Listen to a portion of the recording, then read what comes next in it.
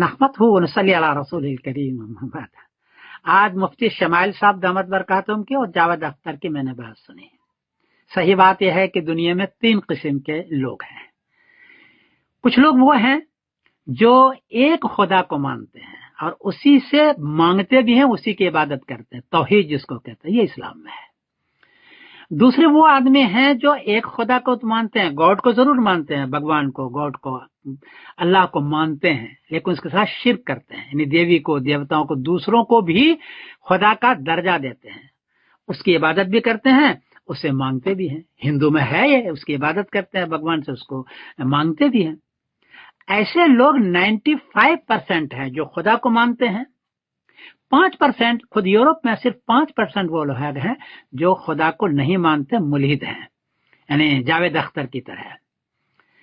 خدا کے ہونے کی 3 دلیلیں ہیں۔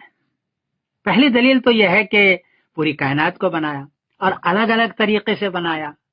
انسان کا ہر ایک کا چہرہ بالکل الگ ہے، ایک کا دوسرے کے ساتھ نہیں ملتا ہے، جسے معلوم ہوتا ہے کہ اس کو بنانے والا کو اور ذات ہے جس کا نام خدا ہے، جو اپنی مرضی سے بناتا ہے۔ ایک دلیل تو یہ ہے۔ دوسری دلیل یہ ہے کہ جو لوگ کہتے ہیں کہ ہم خود بنے ہیں، خود اگر آپ بنے ہو تو خود مر کے دکھلاؤ نا جی، مر کر کے دکھلاؤ۔ خود بنے ہو تو خود مر بھی سکتے ہو نا، ذرا دکھلائیں۔ آپ کی جوانی ڈھل رہی ہے، بڑھاپا آ رہا ہے، آپ نہیں چاہتے کہ جوانی ڈھلے، تو آپ جوانی کو روک کے تو دکھلائیں، کر سکتے ہیں آپ۔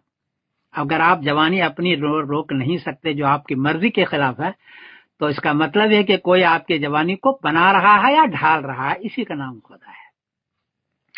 جاوید اختر صاحب کا کہنا ہے کہ نیچر بناتا، بھائی صاحب نیچر بناتا تو سب کو ایک ہی طریقے سے بناتا، الگ الگ نہیں بناتا۔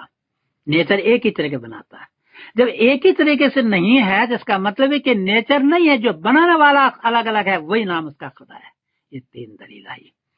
خود قرآن پاک نے بتایا ہے، بلا قادرین علی ان نسوی بنانا، میں اس بات پر قدرت رکھتا ہوں کہ تمہارے پوروے کو بناؤں میں، اور وہ بنا رہا ہے۔ پوروا بالکل الگ الگ ہوتا ہے۔ یہ 3 دلیل ہے خدا کے ہونے کی۔ جاوید اختر صاحب نے خدا کے نہ ہونے کی کوئی دلیل نہیں دی، یہ بات صحیح ہے، میں نے سارا دیکھا اس کو، ادھر ادھر کی بات کرتے رہے، جبکہ شمائل صاحب نے خدا کے ہونے کی دلیل دی کہ خدا ہے۔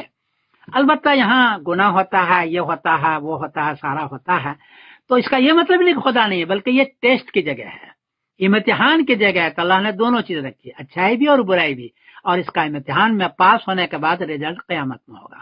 بہرحال میں مفتی شمائل صاحب کو مبارکباد دیتا ہوں، آپ نے بہت اچھا ڈیبیٹ کیا، اور جاوید اختر صاحب کو کا کوئی جواب نہیں بنا۔